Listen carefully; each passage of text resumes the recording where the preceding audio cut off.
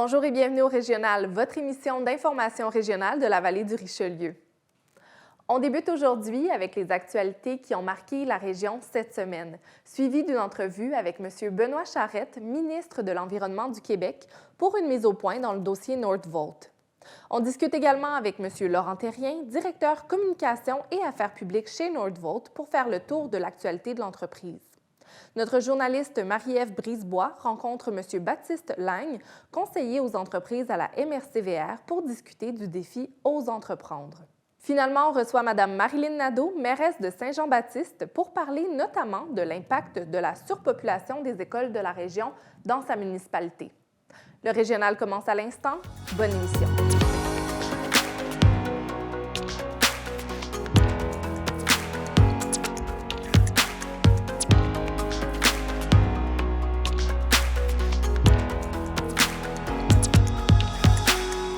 Voici les actualités qui ont marqué la région cette semaine. La Ville de Chambly souhaite informer les citoyens que le Conseil municipal a procédé à l'adoption d'un règlement d'emprunt de 19,1 millions de dollars qui permettra de concrétiser le projet de reconstruction de la caserne Serge Caron pour laquelle les travaux seront amorcés au printemps 2024.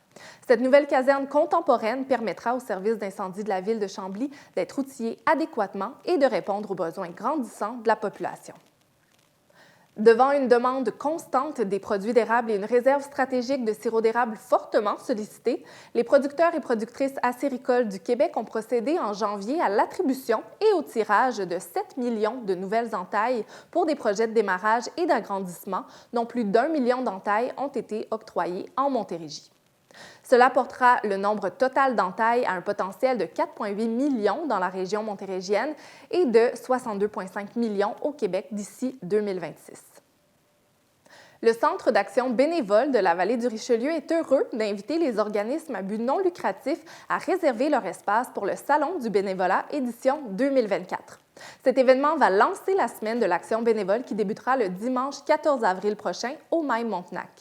À l'image du thème de cette année, le bénévolat, c'est brillant, le CABVR veut permettre aux organismes de la vallée de rayonner et de se faire connaître auprès de la population. La MRC de la vallée du Richelieu lance un appel de projet pour le Fonds de soutien à l'entrepreneuriat. Dans le cadre de son entente relative aux fonds région et ruralité, la MRC-VR est dotée d'une politique de soutien aux entreprises dans laquelle elle identifie ses secteurs d'activité prioritaires en matière d'investissement économique. C'est donc un montant total de 60 000 $ qui est disponible pour le FSE. Les entreprises intéressées peuvent présenter un projet répondant à l'objectif principal du fonds, qui est de poursuivre les activités de commercialisation. Le comité sur les aides financières recevra les dossiers jusqu'au 8 mars 2024. Afin d'accroître le soutien financier offert à ses citoyens qui s'inscrivent à des activités aquatiques dans les villes environnantes, la Ville de Saint-Basile-le-Grand a bonifié son programme d'aide financière lors de l'adoption du règlement de taxation et de tarification pour l'année 2024. Dorénavant, l'aide financière offerte correspond à 25 % du coût total des reçus d'inscription à une ou plusieurs activités aquatiques jusqu'à concurrence d'un remboursement totalisant 150 $ par personne par année civile. C'était vos actualités TVR 9. On va rejoindre M. Benoît Charette, ministre de l'Environnement au gouvernement du Québec, pour faire une mise au point dans le dossier Nordvolt. M. Charette, bonjour. Pourquoi avez-vous fait appel aux médias locaux aujourd'hui? D'une part, on voulait, depuis le mois de novembre dernier, organiser des séances publiques d'information. On avait d'ailleurs des dates en novembre et en décembre dernier. Pour des questions essentiellement d'organisation et de logistique, on n'a pas pu les tenir aux dates qui avaient été arrêtées d'ailleurs avec les municipalités elles-mêmes. Et Oui. survenue ensuite cette demande d'injonction, on avait aussi des dates en janvier, mais avec la demande d'injonction, on a dû mettre tout ça sur la glace. Et dès que le jugement est intervenu, un jugement qui venait confirmer la validité et la rigueur de notre processus d'évaluation environnementale, on a pu relancer la démarche auprès des municipalités. Donc, normalement, ils vont se tenir les 28 et les 29 février prochains. Le ministère de l'Environnement sera en appui aux municipalités pour que les citoyens présents là, puissent avoir réponse à leurs questions. Donc, c'est un petit peu ce que je viens vous confirmer ce matin et discuter du dossier là, dans son ensemble, si vous le souhaitez naturellement. Oui, et ce sont de bonnes nouvelles, ces deux séances d'information-là. Et l'une des préoccupations qui revient le plus souvent parmi celles énumérées par les citoyens sont celles concernant le fameux BAP et la protection des milieux humides. Où est-ce que vous en êtes dans ce dossier-là et pourquoi est-ce qu'un BAP en amont de la construction de l'usine ne fait pas partie de vos recommandations? Pour l'évaluation environnementale, il faut rappeler qu'on a sans doute une des procédures d'évaluation les plus strictes au monde. D'ailleurs, ça a été noté par le juge, la rigueur de cette procédure-là. Et ce n'est pas parce qu'il n'y a pas de BAP qu'il n'y a pas d'évaluation environnementale. D'ailleurs, ça, je l'ai lu et je l'ai vu beaucoup ces dernières semaines dans les préoccupations exprimées. Les gens pensaient qu'il y avait parce qu'il n'y avait pas de BAP, qu'il n'y avait pas d'évaluation environnementale. Ce sont deux choses complètement différentes.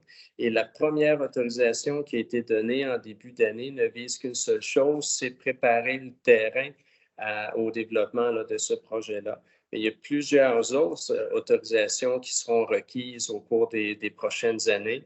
Il va y avoir un BAP pour le volet du recyclage des batteries ultimement, mais l'entreprise actuellement a l'autorisation de préparer le terrain. Mais lorsque viendra le temps, par exemple, de concevoir des procédés pour recourir à l'eau, pour au niveau de la qualité de l'air, bref, il y a plusieurs autres autorisations qui seront requises. Et pourquoi ne pas avoir fait de BAP à cette étape-ci?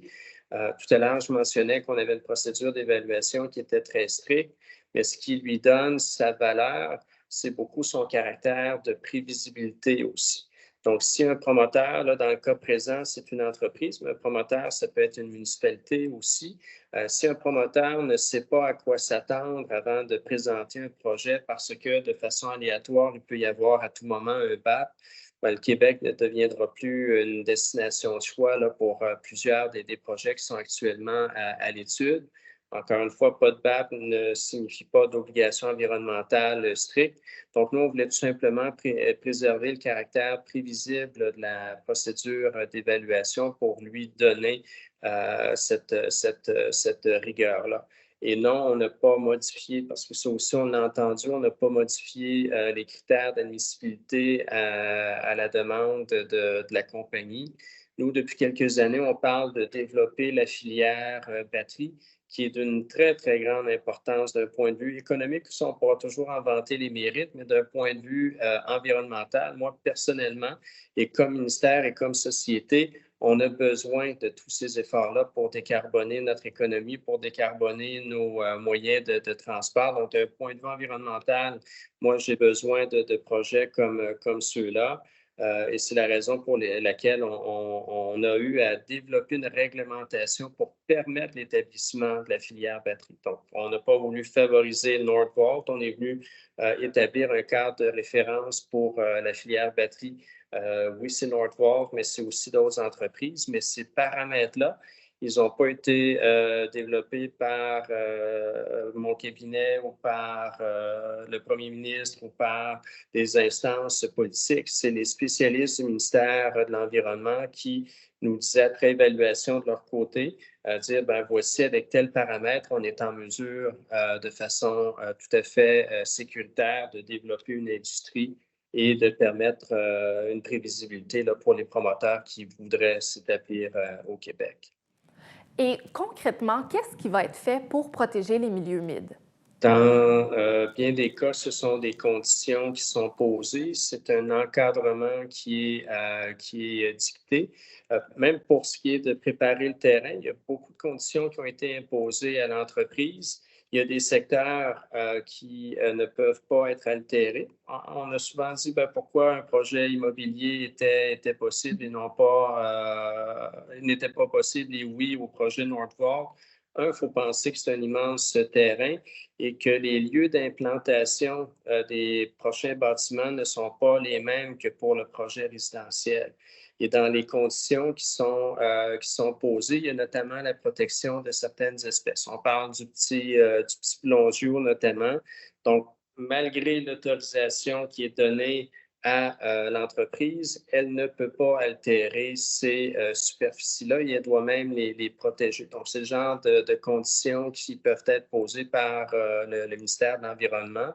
On a aussi imposé un montant pécunier important, près de 5 millions, qui doit être versé dans un fonds qui sert à réhabiliter des milieux humides. Et en plus de tout ça, et ça c'est peu habituel, en plus de tout ça, l'entreprise devra faire l'acquisition d'un seul et même terrain d'une très vaste superficie qui, lui, sera protégé de façon à perpétuité en quelque sorte.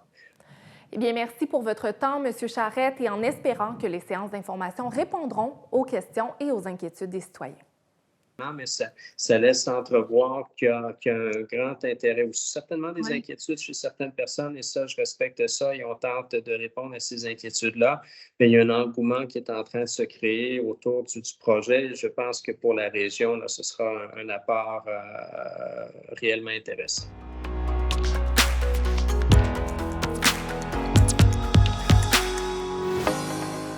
On rejoint en studio M. Laurent Terrien, directeur communication et affaires publiques chez Nordvolt. Bonjour, M. Terrien. Bonjour, merci de l'invitation. Merci d'être dans notre studio aujourd'hui. Évidemment, le dossier Nordvolt fait couler de l'encre et tout récemment, on parlait d'une injonction par rapport à l'abattage des arbres, question qui pour l'instant est réglée. Les travaux ont repris leur cours. Oui, les travaux ont repris leur cours à la suite de la décision du juge. Je vais éviter, si vous me permettez, de me prononcer sur les questions judiciaires. Mais oui, pour répondre à votre question, les travaux ont repris sur le site. Pour respecter nos engagements environnementaux, donc il y a une période pendant laquelle il est possible de faire certains travaux. C'est le cas pour l'abattage d'arbres.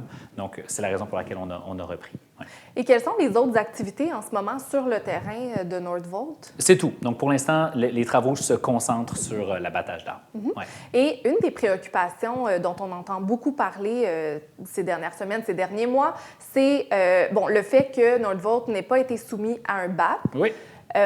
Quelles sont donc les conditions que vous devez respecter par rapport à la protection des milieux humides? Si vous me permettez, je vais répondre à votre question. J'aimerais quand même qu'on rappelle dès le départ que notre projet est là pour accélérer la transition énergétique, pour accélérer la décarbonation de l'économie, puis que les batteries ne constituent pas une solution parfaite à cet enjeu-là, mais c'est un des accélérateurs importants identifiés par le GIEC pour parvenir à la lutte au changement climatique parce que ça permet de sortir le pétrole très rapidement puis très efficacement de l'économie. Maintenant, c'est vrai qu'il faut faire cette usine-là quelque part et le site, qui a fait, vous l'avez dit, couler beaucoup d'encre, rencontrait les conditions nécessaires pour qu'on puisse bâtir l'usine Nordvolt 6 dans la vallée du Richelieu. Maintenant, on a suivi la séquence qui a été exigée par le ministère, qui consiste à faire 3 choses. Dans un premier temps, éviter ou prouver que le site n'est pas évitable, qu'on n'aurait pas pu faire ce projet-là ailleurs. Et ensuite, d'éviter les zones les plus sensibles, comme les habitats potentiels de certains oiseaux nicheurs et migrateurs. Ensuite, il y a la minimisation de notre impact au sol. Donc, on souhaite avoir un impact qui prend en considération les milieux humides s'ils peuvent être évités. Il faut quand même rappeler que sur le site, on ne parle pas de... Tous les milieux humides, les 13 hectares dont on parle, ne sont pas des étangs. Il y a certains, ou en tout cas la majorité des milieux humides qui sont en fait des terres un peu spongieuses sur lesquelles il y a des roseaux communs. Donc, on essaie de minimiser cet impact-là. Et ensuite vient la dernière étape, qui est l'étape de compensation. Donc, il y a 2 mécanismes de compensation qui ont été identifiés par le gouvernement du Québec. Le premier consiste en un paiement de 4 750 000 $ à un fonds qui sert à recréer des milieux humides. Et le gouvernement nous a aussi demandé, le ministère de l'Environnement, de faire un projet de compensation pour les milieux naturels et la biodiversité. Donc, on a 36 mois pour déposer un projet qui va rencontrer les exigences du ministère à cet égard-là. On souhaite le faire dans la région, évidemment. C'était ma prochaine question, si ce site-là serait dans la région. Donc, on ne le sait pas pour l'instant, mais c'est votre... C'est notre intention. En fait, ce que dit le permis, c'est qu'on doit d'abord prioriser le bassin versant de la rivière Richelieu, puis ensuite la MRC, et éventuellement, si on n'était pas capable de trouver d'autres sites, on pourrait élargir, mais on souhaite évidemment faire le projet le plus proche possible. Oui. Et vous venez de le nommer, la rivière Richelieu. Ouais. Ça aussi, ça fait partie des préoccupations des citoyens. Où est-ce que l'eau entre dans votre processus? Ouais. Puis, quelles vont être les actions prises pour s'assurer que notre rivière va être dorlotée. Préserver, exact. Bien, bonne question. En fait, oui, on a besoin d'eau de la rivière et on l'a expliqué dès les séances d'information qu'on a tenues au mois d'octobre, mais il faut comprendre que la très vaste majorité des volumes dont on a besoin ne seront pas en contact direct avec les matières. Donc, l'eau est utilisée pour refroidir le procédé. Donc, elle entre dans notre procédé, elle passe à travers une série de canalisations, puis elle retrouve ses propriétés initiales dans des bassins de rétention. Elle est ensuite retournée à la rivière Richelieu, puis on teste plusieurs paramètres, dont la température de l'eau, pour éviter d'avoir un impact sur la rivière. Ça, c'est pour la portion refroidissement. Il y a une petite portion, effectivement, de l'eau qui est en contact avec les matières. Dans ce cas-là, l'usine passe à travers une usine de filtration. L'eau passe à travers une usine de filtration à même le site. Donc, on souhaite de cette manière-là minimiser l'impact sur la rivière. Une chose est sûre, ça fera l'objet d'autorisation ministérielle, ça fera l'objet d'autorisation aussi au niveau fédéral, puisque le ministère des Pêches et Océans doit délivrer des autorisations lorsqu'il y a l'utilisation de la rivière. Donc, c'est un processus qui est très bien encadré sur le plan environnemental. Et, il y a beaucoup de questions. C'est un projet qui avance vite. Comment comptez-vous pallier à cette vitesse et à l'information qui est fournie aux citoyens? Bien, merci de poser la question. Sur la question de la vitesse, vous avez raison que ça fait partie du projet. Puis ça fait partie du projet parce que d'un côté, on doit collectivement lutter contre les changements climatiques et le temps presse pour le faire, mais aussi il y a des politiques publiques qui ont été mises en place, notamment l'obligation que les véhicules neufs soient entièrement électriques à l'horizon 2030. Bien, ça accélère, si vous voulez, la vitesse à laquelle des projets, pour arriver à ces objectifs-là, doivent se faire. Cela dit, aller vite, ça ne veut pas dire couper les coins ronds. Aller vite, ça ne veut pas dire couper des virages. Il faut faire les choses correctement. Puis sur le plan de la démystification puis de l'explication de ce qu'on fait à la communauté, on sait que c'est important. On sait qu'on doit faire ce travail-là. Puis on va mettre en place 4 mesures. La création d'un comité de liaison avec des citoyens. D'ailleurs, les gens ont jusqu'au 18 février pour s'inscrire à ce comité-là, qui sera présidé par un membre indépendant qui va même choisir les citoyens. La création, l'embauche d'un agent de liaison. La création d'une plateforme web bonifiée où on va mettre beaucoup d'informations en place et éventuellement, en cours d'année, la création d'un bureau de projet au sein de la communauté, pas sur le site, qui va être un chantier, mais vraiment au sein de la communauté pour que les citoyens puissent nous voir directement, voir des humains poser leurs questions. Voir des maquettes des usines et tout ça, donc vraiment pour améliorer la communication. Puis vous faites ça dans l'optique aussi que vous allez être ici pour longtemps. Ben oui, on veut s'inscrire dans la durée. C'est un projet qui est là pour des décennies. Alors ce lien-là qu'on établit avec les gens, bien, il faut qu'on le fasse bien. Puis oui, le projet va vite, mais je pense qu'on va rapidement démontrer qu'on souhaite aussi aller à la rencontre des gens plus fréquemment. Merci, M. Therrien, d'être passé sur le plateau. C'est moi qui vous remercie. Après la pause, on discute du défi Ose entreprendre avec notre journaliste Marie-Ève Brisebois et M. Baptiste Lagne, conseiller aux entreprises à la MRC-VR. On reçoit également Mme Marilyn Nadeau, mairesse de Saint-Jean-Baptiste, pour parler des actualités dans sa municipalité.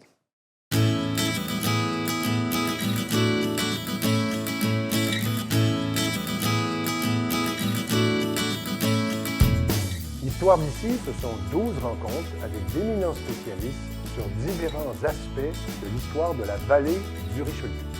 C'est un rendez-vous, c'est votre histoire.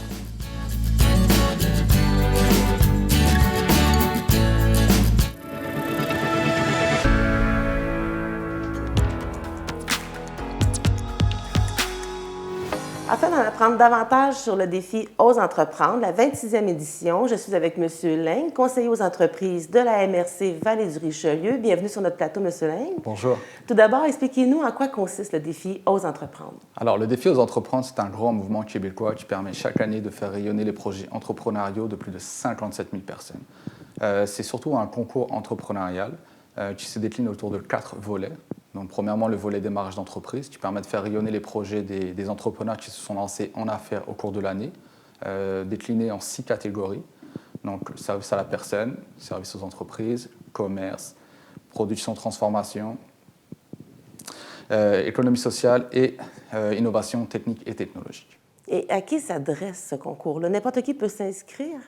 Tous les entrepreneurs, effectivement, qui cadrent avec les critères d'admissibilité. Donc, tous les entrepreneurs partis en affaires au cours de l'année peuvent candidater dans le volet création d'entreprise. On a aussi le volet faire affaire ensemble, qui permet de faire rayonner les pratiques d'approvisionnement local des entrepreneurs, donc ceux qui s'approvisionnent auprès de fournisseurs québécois.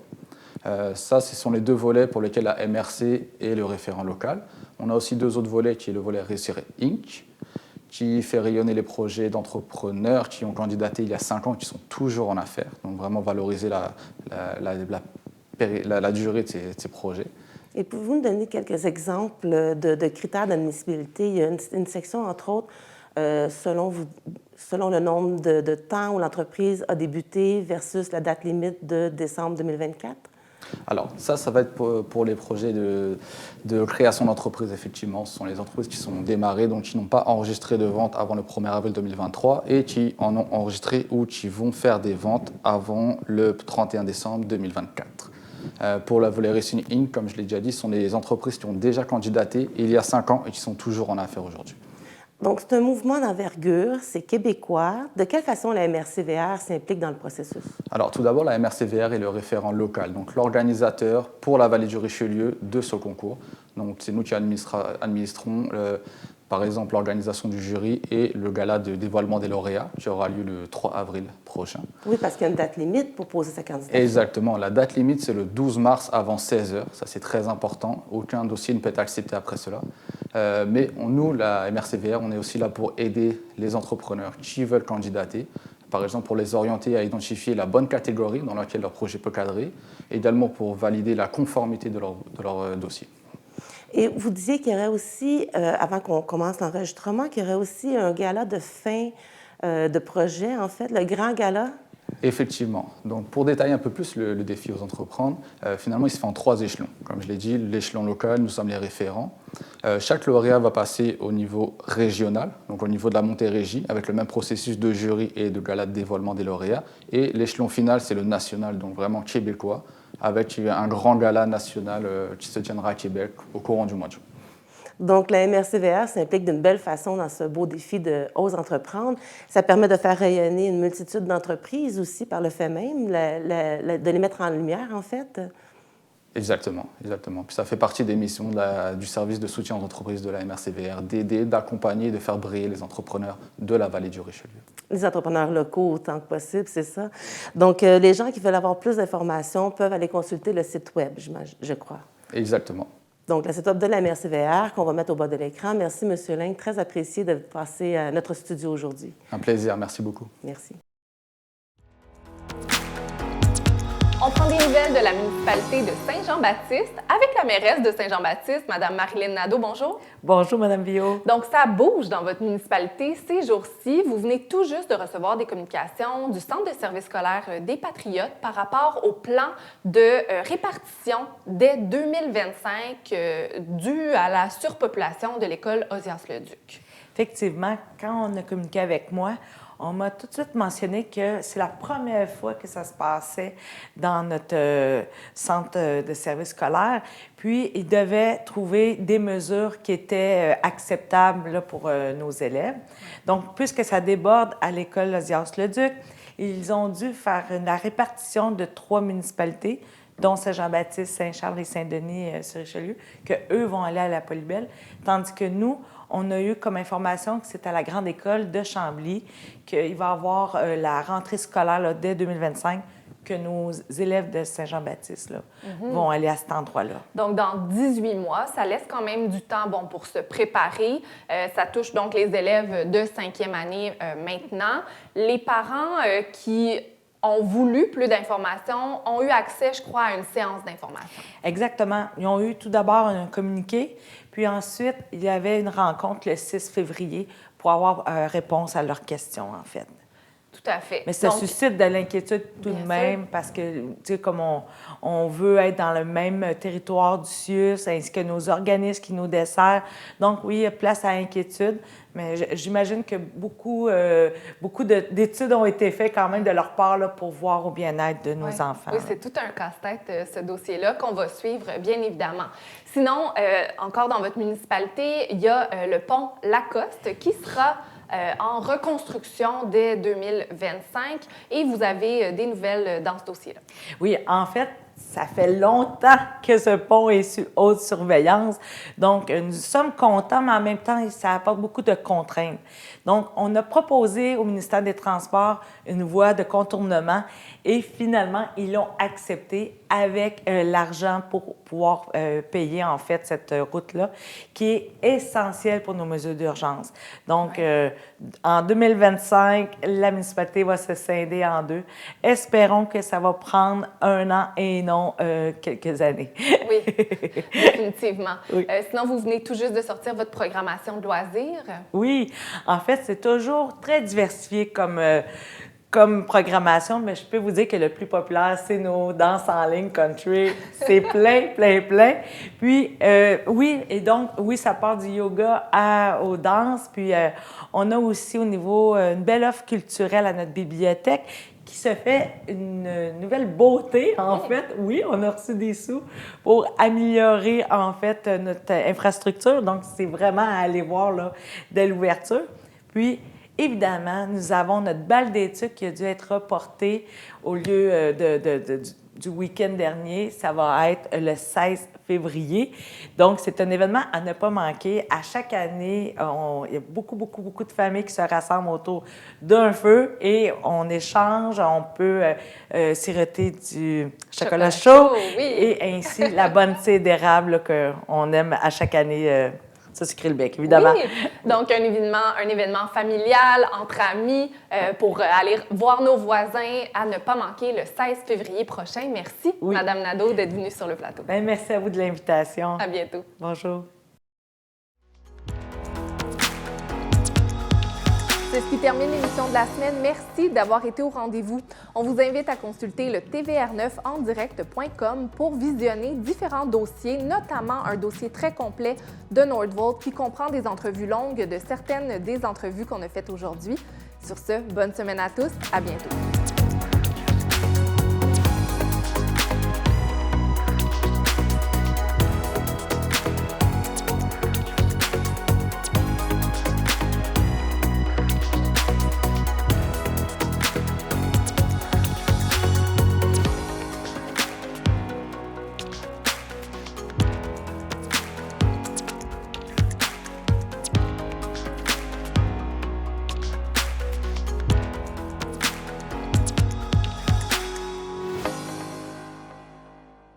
Bonjour, mon nom est Billy Robinson et je vous invite à mon émission Parole d'auteur, une émission où l'on reçoit des auteurs et des autrices de la Montérégie, mais aussi d'un peu partout au Québec. Durant cette émission, nous parlons de leurs œuvres, mais aussi du processus d'écriture et bien sûr des influences qui les ont marquées au courant de leur vie. Je vous attends sur les ondes de TVR9, votre télé citoyenne.